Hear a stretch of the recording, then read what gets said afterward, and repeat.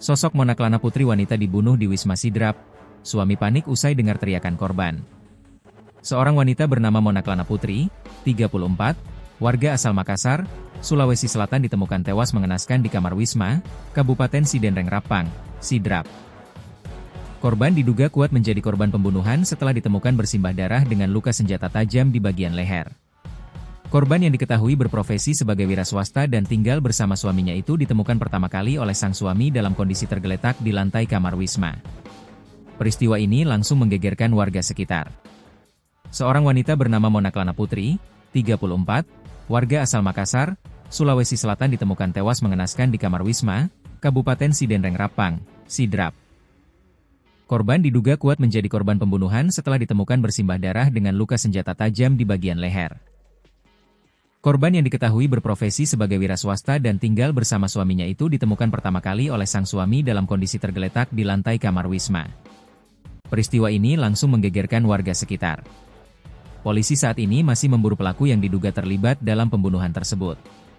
Beberapa saksi, termasuk suami korban, telah dimintai keterangan untuk membantu proses penyelidikan. Jasad korban telah dibawa ke Rumah Sakit Nomo, Kabupaten Sidrap, guna keperluan visum dan pemeriksaan lebih lanjut. Korban diduga dibunuh usai menerima tamu laki-laki di dalam kamarnya. Detik-detik MKP dibunuh di dalam kamarnya sempat rekam CCTV. Dari rekaman CCTV itu memperlihatkan seorang pria mengenakan baju kaos hitam, saksi, sedang menggedor pintu kamar korban setelah mendengar suara teriakan. Saksi juga berulang kali memanggil korban untuk keluar. "Buka pintu, kenapa kau di dalam?"